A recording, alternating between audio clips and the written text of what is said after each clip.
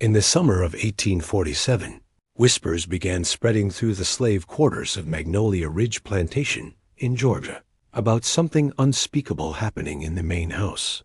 The widowed plantation mistress, Eleanor Ashford, had begun a breeding program that violated every law of nature and decency. She was forcing her own sons to participate in acts so depraved that even hardened overseers refused to speak of them openly. By winter, 17 enslaved women had given birth under suspicious circumstances. The babies all shared disturbing similarities. And when a traveling minister finally uncovered the truth, what he found in Eleanor's locked study would shake Georgia society to its core. What drove a wealthy white woman to orchestrate such horror? What happened to those children? Before we descend into one of the South's darkest secrets, hit subscribe, smash that notification bell, and drop your state in the comments. Because what you're about to hear has been buried for over 170 years. This is Epoch of Fear, where history's most disturbing truths refuse to stay silent.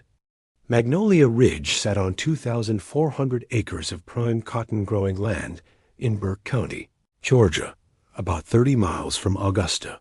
The plantation had been in the Ashford family since 1791, built on wealth accumulated through 3 generations of slave labor. By 1847, it was one of the most prosperous operations in the region, with 147 enslaved people working the fields, the main house, and various support operations. The plantation's success was built on brutality, but what made Magnolia Ridge different was not the degree of cruelty, but the particular nature of its depravity. Eleanor Ashford had not always been the mistress of Magnolia Ridge. She had married into the family in 1821 at age 17, a bride from a respectable but financially struggling Charleston family. Her husband, Marcus Ashford, was 20 years her senior, a man known for his business acumen and his complete lack of human warmth.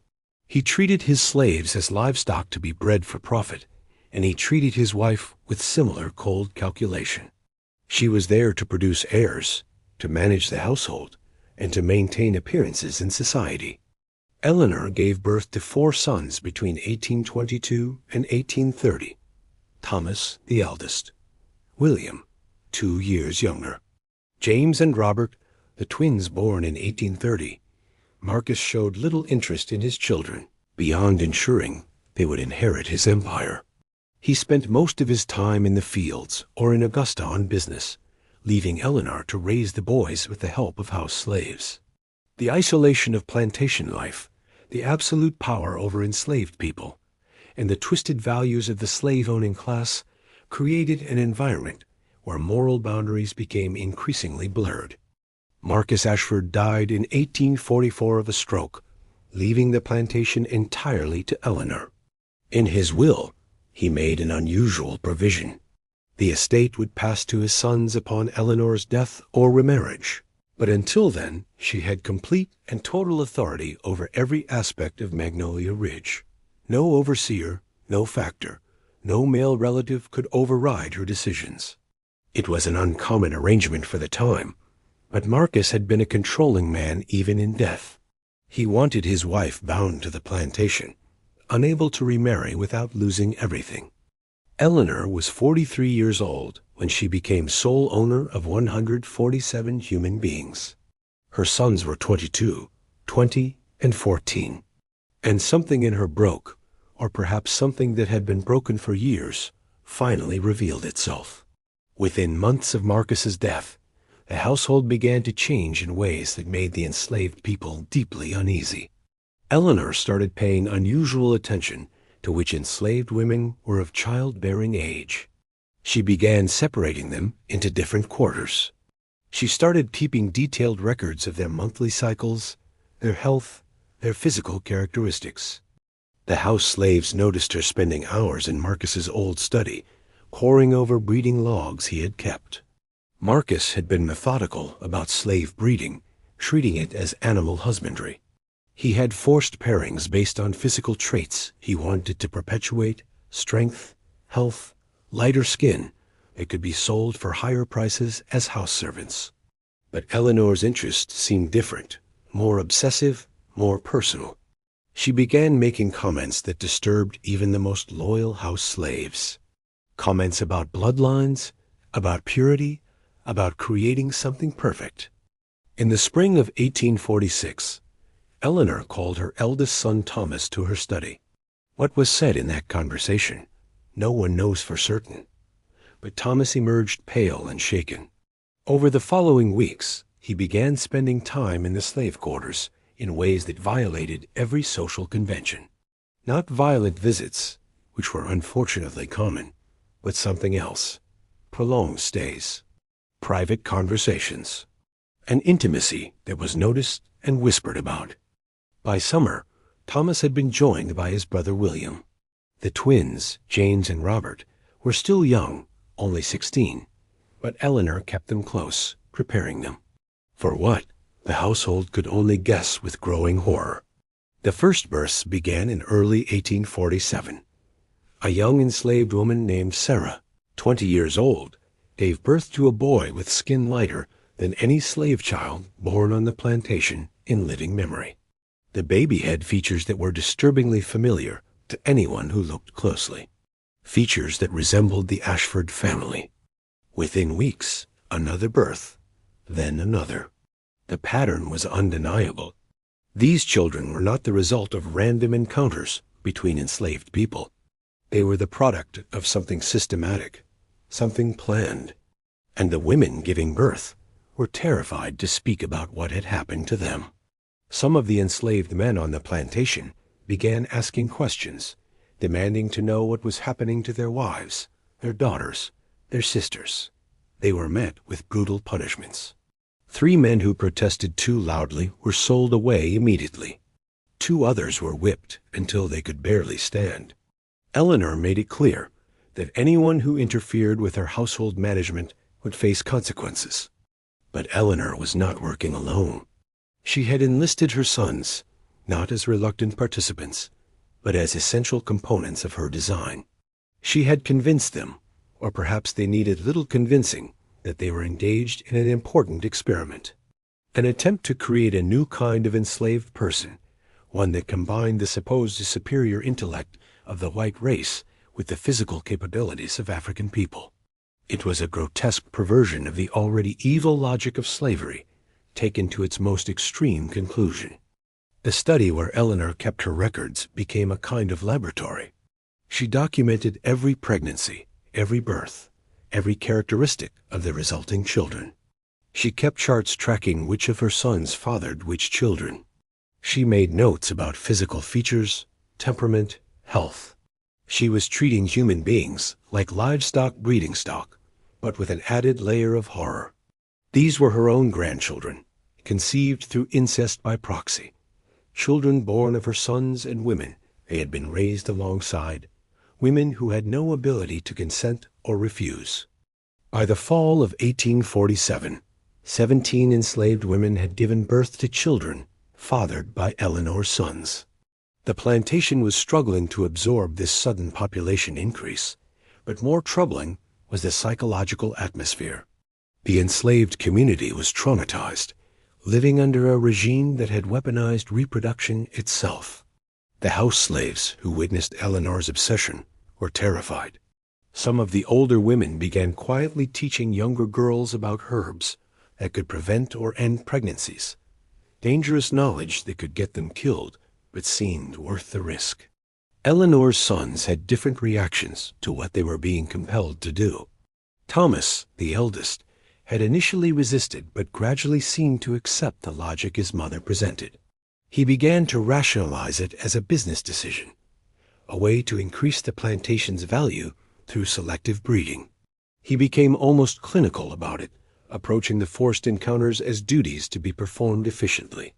William struggled more visibly. He drank heavily and was often seen wandering the plantation at night, unable to sleep. He never directly defied his mother, but his participation seemed to hollow him out, leaving him a shell. The twins, James and Robert, were younger and more malleable. Eleanor had been preparing them psychologically since their father's death. shaping their understanding of enslaved people as fundamentally different, as objects rather than humans. They participated with a casualness that was perhaps more disturbing than outright cruelty, treating the whole arrangement as normal, as simply the way things were done. The enslaved women had no recourse, no protection, no escape. Running away was nearly impossible, and usually ended in capture, torture, and death. Speaking out would accomplish nothing except bringing punishment on themselves and their families. They endured because endurance was the only option available to them. Some prayed. Some planned revenge they knew they would never be able to execute. Some simply retreated inward, trying to protect some core of themselves from what was being done to their bodies. The births continued through the winter. By early 1848, the total had reached 23. Eleanor was meticulous about separating these children from their mothers after weaning. She had created a special nursery in a converted tobacco barn, where the mixed-race children were raised separately from other slave children.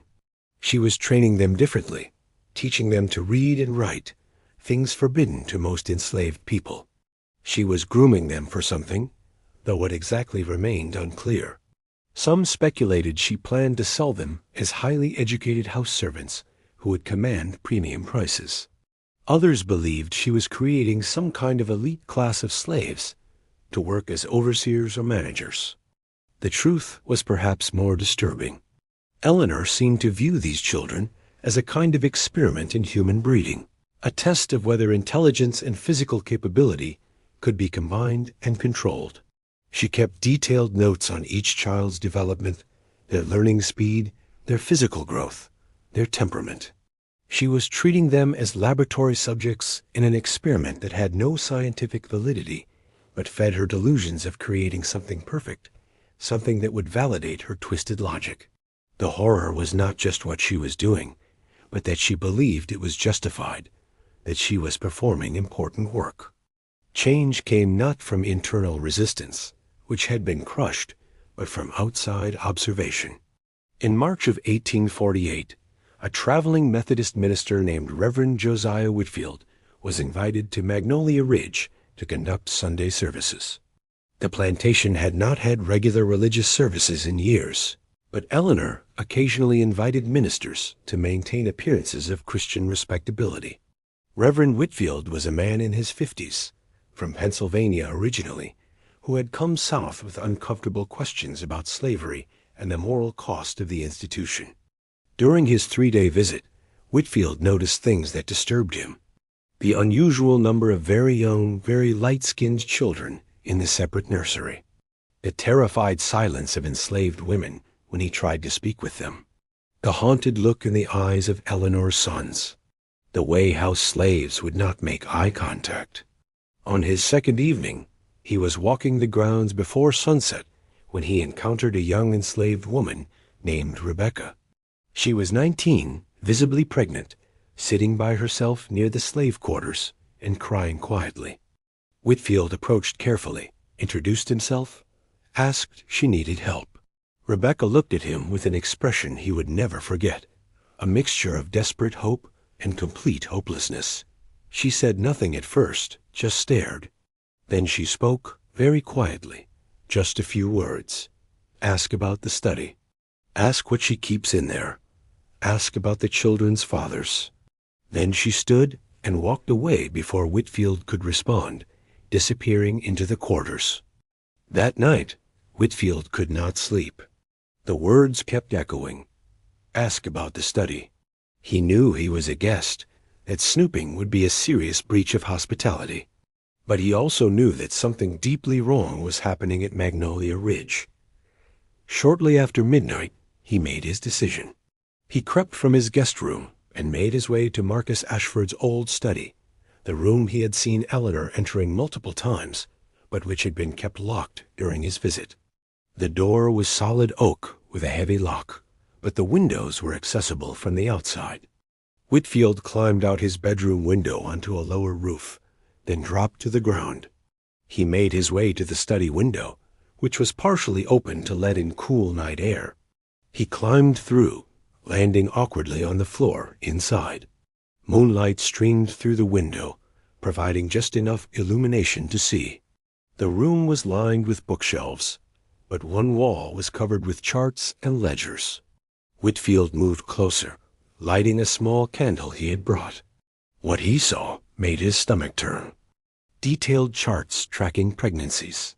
Names of enslaved women, matched with dates, with physical descriptions, with notes about their health and fertility. And next to each name, in Eleanor's precise handwriting, the designation of which son had been assigned to them: Thomas, William, James, or Robert. Conception dates, birth dates, descriptions of the resulting children. Notes about physical characteristics, about which traits seemed dominant. Comments about future pairings, about which children she planned to breed together when they reached maturity. Whitfield stood frozen, candle trembling in his hand. He had heard rumors of forced breeding on plantations, but this was different. This was systematic, documented, rationalized, and it involved Eleanor's own sons. The incestuous nature of it, the complete dehumanization required to organize such a program, the cold calculation in the notes. He began pulling ledgers from the shelves, opening them, reading by candlelight. One ledger contained correspondence with plantation owners in other states, discussing theories of human breeding. Another contained financial calculations, estimating the future value of the children being produced. A third ledger, tucked in the back of a drawer, contained something even more disturbing: personal journal entries from Eleanor, explaining her reasoning. She wrote about her marriage to Marcus, about years of being treated as little more than a breeding animal herself. She wrote about watching him systematically rape enslaved women, about being forced to witness his cruelty. And she wrote about her decision, after his death, to take control of breeding herself, to create something that would outlast them all, a legacy that would prove she had mastered the very system that had oppressed her. But her logic was twisted beyond recognition. Instead of rejecting the evil of slavery, she had embraced it and made it worse. She had taken the trauma of her own experience and weaponized it against the most vulnerable people in her power. She had involved her own sons, traumatizing them and the women they assaulted. She had convinced herself that she was conducting important work, that she was creating value, that the resulting children would somehow justify the horror of their conception. Whitfield spent 2 hours in that study, reading, documenting, trying to understand. He took notes on what he saw, knowing he would need evidence if he was going to expose this. He carefully copied names, dates, details. When he finally climbed back out the window and returned to his room, dawn was approaching. He lay in bed, mind racing, trying to decide what to do. He could report what he found to local authorities, but they were likely sympathetic to plantation owners and might dismiss his claims or even punish him for snooping. He could write to newspapers, but without proof, who would believe him? He could confront Eleanor directly, but what would that accomplish except putting himself in danger? He decided on a combination approach. He would finish his visit without indicating he knew anything, maintaining normal courtesy. Then he would travel to Augusta and speak with the Methodist Episcopal Church leadership there. He would present his notes and encourage an official investigation. The church had been increasingly uncomfortable with slavery, and this case was so extreme that it might spur action. That morning at breakfast, Whitfield maintained careful composure. He thanked Eleanor for her hospitality, conducted a final service in the plantation chapel, and departed after lunch. Eleanor never suspected that anything was wrong. She waved goodbye from the porch, already thinking about the next phase of her breeding program. Whitfield reached Augusta by evening and immediately sought out Bishop Thomas Hamilton, the senior Methodist authority in the region. Hamilton was a complicated man, opposed to slavery in principle, but cautious about confrontation. Whitfield presented his notes, described what he had seen, urged immediate action. Hamilton listened with growing horror, but also growing concern about the political implications. An accusation this serious against a prominent plantation owner could backfire badly. But he agreed that the evidence was compelling and the moral imperative clear. He would investigate. Over the following weeks, Hamilton conducted a quiet inquiry. He spoke with slaves who had been sold away from Magnolia Ridge and were willing to talk. He corresponded with other ministers who had visited the plantation. He reviewed birth records that had been filed with the county. The pattern became undeniable. An unprecedented number of births to enslaved women at Magnolia Ridge, children with physical characteristics suggesting white parentage, all occurring after Marcus Ashford's death when Eleanor took control. Hamilton prepared a detailed report and sent copies to church leadership in the North, to Georgia's governor, and to several newspaper editors he trusted. The response was mixed. Northern church officials were outraged and demanded action, but they had no jurisdiction in Georgia. The governor's office acknowledged receipt of the report, but took no action. Local newspapers refused to publish anything, not wanting to antagonize one of the region's wealthiest landowners. But one newspaper in Boston picked up the story in June of 1848. The headline was sensational. Georgia plantation mistress breeds slaves with her own sons. Depravity beyond comprehension. The article spread quickly through abolitionist networks. It was reprinted in papers across the North, used as evidence of slavery's corrupting influence on morality. Southern newspapers either ignored it or denounced it as abolitionist propaganda, lies spread by Northern agitators who wanted to destroy the Southern way of life. Eleanor Ashford became a symbol, though in very different ways depending on who was discussing her. To abolitionists, she represented the ultimate depravity of the slave system, proof that slavery corrupted everyone it touched. To slavery's defenders, she was either a victim of Northern lies or, if the stories were true, an aberration that did not reflect the majority of slave owners. But locally, the exposure had consequences. Elite Georgia families began distancing themselves from the Ashfords. Invitations stopped coming. Business relationships grew strained. Eleanor's sons found themselves socially isolated, whispered about in Augusta society. The family became pariahs, not because Georgia society was outraged by the treatment of enslaved people, but because the publicity was embarrassing, because it gave ammunition to abolitionists, because it made slavery look bad. In August of 1848, Eleanor made a decision. She would leave Georgia. She sold Magnolia Ridge to a cousin for a fraction of its value, sold most of the enslaved people to other plantations, and moved with her sons to Mississippi, where no one knew the family history.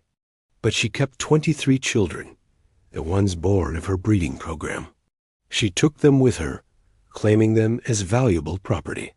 Those children, ranging in age from newborns to 18 months, were separated from their mothers, from everything they knew, transported hundreds of miles to a new plantation in a new state. What happened to them, there is unclear. Records from that period are fragmentary. What is known is that Eleanor continued her breeding program in Mississippi, though with more discretion. She never again faced public exposure, but letters from that period suggest she remained obsessed with her experiment until her death in 1863. The enslaved women of Magnolia Ridge, the mothers of those children, were sold to various plantations across Georgia and the Carolinas. Their stories are mostly lost. A few fragments survive in slave narratives, collected after the Civil War. One woman, who gave her name only as Sarah, described in an 1866 interview what she called the breeding house, a place where young women were taken and forced to submit to the mistress's sons. She described the fear, the helplessness, the grief of having children taken away. She described women who went mad from the trauma, women who found ways to end their own lives, women who survived by hardening themselves beyond feeling. Eleanor's sons had different fates. Thomas, the eldest, remained with his mother in Mississippi and helped run her new plantation. He never married, never had legitimate children, lived a quiet life managing cotton operations until his death in 1872. William, the second son, left Mississippi in 1850 and disappeared. There are unconfirmed reports of a man matching his description, living under an assumed name in California during the gold rush, but nothing certain. He was never heard from again by his family. The twins, James and Robert, stayed together. They served in the Confederate Army during the Civil War, both dying at the Battle of Shiloh in 1862. They were 29 years old, and according to letters they wrote home, they seemed to view the war as a kind of penance, a way to die honorably and escape the legacy of what they had been forced to participate in. Whether they felt genuine remorse or just wanted escape from consequences is impossible to know. People are complicated, and men who commit atrocities can still feel pain about what they have done without fully confronting their guilt. The children of Eleanor's breeding program, assuming most survived to adulthood, would have been freed during the Civil War when they were in their late teens or early 20s. Tracking what happened to them is nearly impossible. Mixed-race people in the post-war South faced unique challenges, belonging fully to neither black nor white communities, often rejected by both. Some probably passed as white, if their appearance allowed it, disappearing into white society and never speaking of their origins. Others lived as black Americans, their stories merging into the larger narrative of Reconstruction and Jim Crow. One documented case exists. A man named Thomas Cross, born in 1847 in Burke County, Georgia, who claimed in a pension application in 1902 that his father had been a plantation owner named Thomas Ashford and his mother, an enslaved woman named Sarah. He had been freed during the war, served in the Union Army, and moved to Ohio afterward.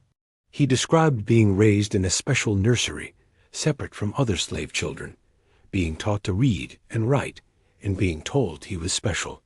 He described being taken from his mother as a toddler and never seeing her again.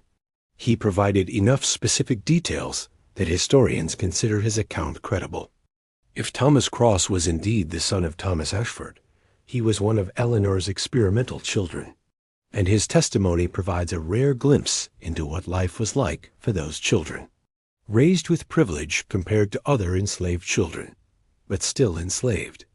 Educated, but for someone else's purposes. Told they were special, but never told the full truth of how they were conceived or why. Living proof of trauma and exploitation, but also survivors who built lives despite their origins.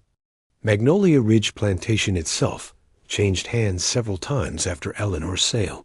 During the Civil War, it was partially burned by Sherman's troops during the March to the Sea. The main house survived, but was looted and damaged. After the war, it operated as a sharecropping operation for several decades, then was gradually subdivided and sold off.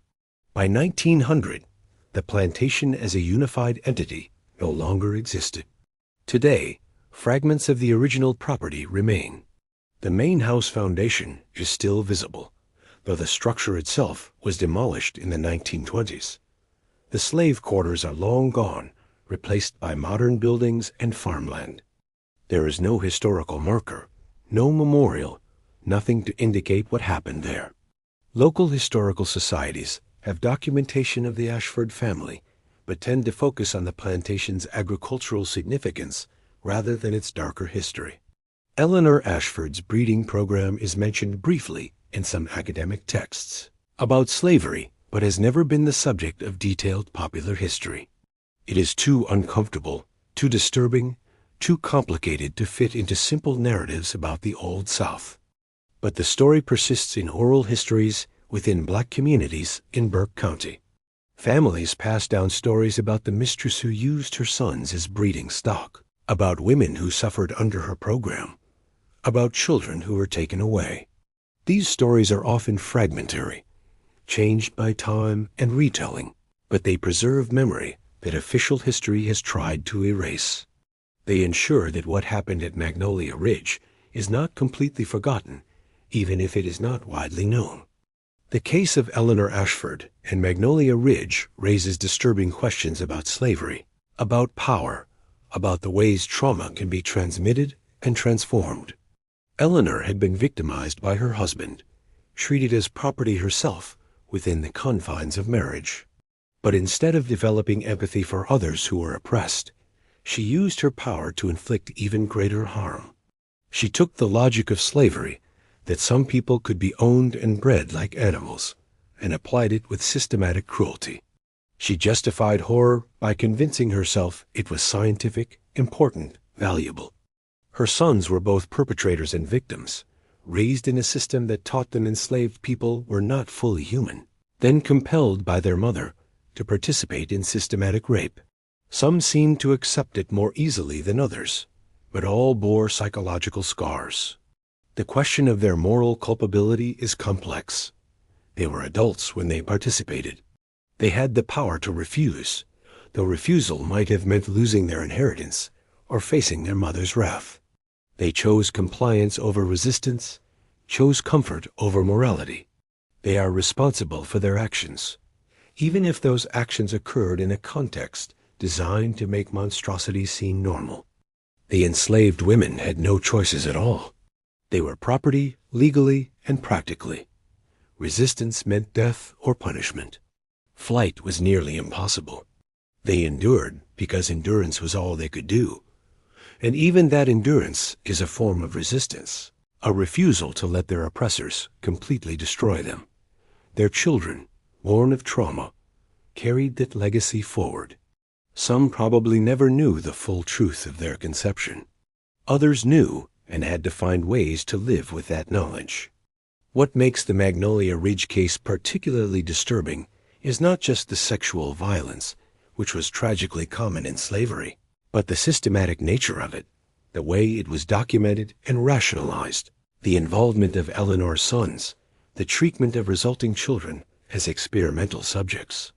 It represents slavery at its most depraved, a system that gave some people such complete power over others that they could redesign human reproduction itself according to their twisted desires. It shows how even people who were themselves oppressed could become oppressors when given power over others. The story also reveals the limits of historical justice. Eleanor Ashford faced social embarrassment, but no legal consequences. She moved away, continued her practices, and died wealthy. Her sons faced varying degrees of psychological torment, but none were prosecuted. The enslaved women received no compensation, no acknowledgement, no apology. Their children were scattered, and their stories mostly lost. The plantation prospered during Eleanor's ownership, and was only destroyed by war, not by any moral reckoning. This is the reality of much historical evil. It often goes unpunished in the moment, addressed only decades or centuries later, if at all. The victims are forgotten, while the perpetrators are remembered, if at all, as footnotes in regional history. Justice, when it comes too late for those who suffered. All we can do now is remember, speak the truth, and refuse to let these stories disappear into comfortable silence. The women of Magnolia Ridge deserve to be remembered.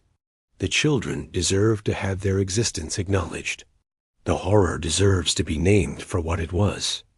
In 1934, during the Great Depression, the Federal Writers Project sent interviewers across the South to record the memories of formerly enslaved people while some were still alive.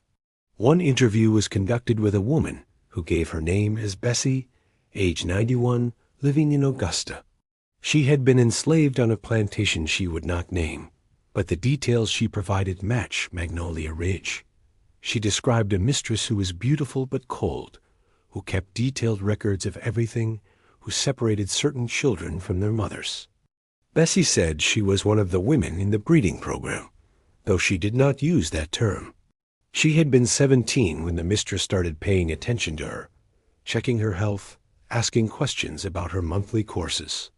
She described being taken to the main house, being told she would help the family in a special way. She described being left alone in a room with one of the mistress's sons, being told to do as he said. She described this happening repeatedly, over months. She described becoming pregnant and the strange mixture of emotions, fear, and shame but also a desperate hope that maybe having a child who was partly white would protect her somehow. She described giving birth to a daughter who was taken from her after 6 months. She never saw the child again. After the war, she tried to find her daughter, asking everyone she met if they knew of a light-skinned girl born around 1848 on a Georgia plantation. She never found her. Bessie spoke about this with a flat affect, as if describing events that happened to someone else. The interviewer noted that she showed no emotion while telling the story, but her hands shook continuously as she would not make eye contact.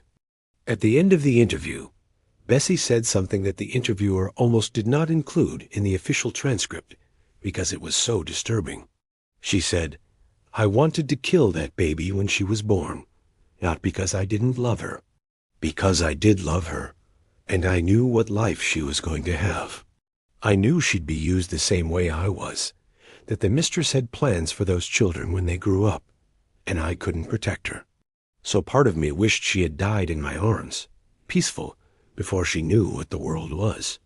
That's an evil thought. I know it's evil, but sometimes mercy looks like death when life is too terrible to endure." The interviewer ended the session shortly after. Bessie died in 1935, less than a year after giving her testimony.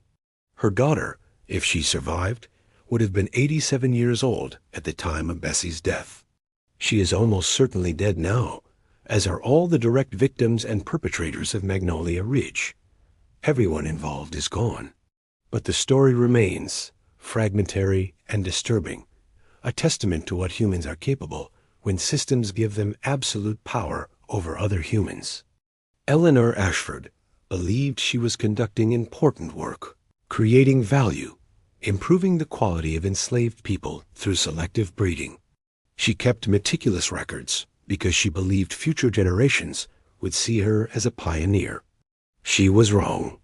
History sees her as a monster, though history does not see her clearly because her story has been largely erased from popular memory. She is a footnote, a disturbing case mentioned briefly in academic texts, a story whispered in certain communities, but not widely known. Perhaps that erasure is intentional. Perhaps we do not want to confront the full extent of slavery's horror, the ways it corrupted not just labor and liberty, but the most intimate aspects of human life: family, reproduction, the bonds between parent and child. The Magnolia Ridge case forces us to confront those aspects. It shows that slavery was not just an economic system or a regional peculiarity. It was a comprehensive apparatus of dehumanization that reached into every corner of life, that gave some people the power to redesign human existence itself according to their desires. The children born of Eleanor's program, if any of their descendants are alive today, probably do not know their full history. Family stories are often sanitized over generations, painful truths edited out or transformed into something more bearable. A great-great-grandmother who was enslaved might be mentioned, but the circumstances of her children's conception might be omitted or euphemized. The Ashford family connection might be unknown or unspoken. These descendants carry genetic and historical legacies they may not fully understand, connections to both oppressors and the oppressed, embodying the complicated and painful nature of American history in their very existence. What happened at Magnolia Ridge is not unique. Forced breeding occurred on many plantations. Sexual violence was endemic to slavery. What makes this case notable is the documentation, the systematic nature, the involvement of Eleanor's sons, the fact that it was exposed and written about even if that exposure led to limited consequences.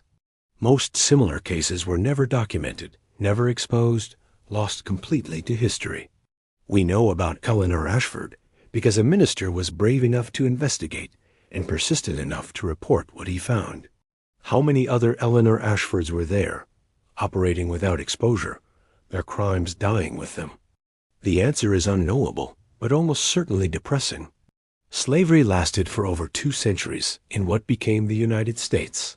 Millions of people were enslaved. The opportunities for abuse were endless, and the incentives to document that abuse were minimal. What survives in the historical record is a tiny fraction of what actually occurred. Every documented horror probably represents hundreds or thousands of similar horrors that left no trace. The Magnolia Ridge case is not an aberration. It is a glimpse into a reality that was much more widespread than we want to believe. This is why these stories matter, even when they are uncomfortable, even when they make us want to look away. They tell us truths about our history that are essential to understand if we want to build a better future. They remind us that oppression is not abstract, that it has specific mechanisms and specific victims, that it leaves legacies that persist for generations. They challenge us to confront the ways power can corrupt, the ways trauma can be transmitted, the ways systems can normalize horror. Eleanor Ashford died in 1863 at her Mississippi plantation. According to her death certificate, she was 59 years old and died of pneumonia. She was buried in a small family cemetery on the plantation grounds. Her tombstone, if it still exists, probably says nothing about her breeding program, nothing about the women she exploited or the children she experimented on. It probably presents her as a respectable plantation mistress, a widow who managed a large estate, a mother of 4 sons. History, at least official history, has been kind to her in its silence. But there is another history, one preserved in oral traditions, in fragmentary documents, in the genetic legacy of her victims' descendants. That history tells a different story. It speaks of Eleanor Ashford as a perpetrator of systematic sexual violence, as an architect of trauma, as someone who took the already evil institution of slavery and made it worse through her obsessive need for control. That history refuses to let her rest in peace, refuses to accept the comfortable lies of tombstones and official records. Which history we choose to tell matters. Which stories we preserve, which we forget, which we actively suppress, these are not neutral decisions. They shape how we understand our past, and therefore how we approach our present and future. The story of Magnolia Ridge has been largely forgotten by mainstream American history. It appears in few textbooks, few documentaries, few popular histories of the Old South. That forgetting is itself a kind of violence, an erasure of victims, a protection of perpetrators' reputations. What do you think about Eleanor Ashford's legacy? Should stories like this be more widely taught, or are they too disturbing to become part of standard historical education? How do we balance the need to remember historical horrors with the trauma that remembering can cause, especially for descendants of victims? Do you think there are similar cases that remain hidden, waiting to be discovered in archives and oral histories? Leave your thoughts in the comments below. If this story disturbed you in important ways, subscribe to Epoch of Fear and hit that notification bell. We excavate the historical horrors that official narratives prefer to bury. Share this video with someone who thinks they understand slavery's full brutality, because there are always darker depths to explore. These stories need to be told. These victims need to be remembered. These crimes need to be named and condemned, even across the distance of centuries. Hit that subscribe button. Join our community committed to unflinching historical truth, and I'll see you in the next investigation.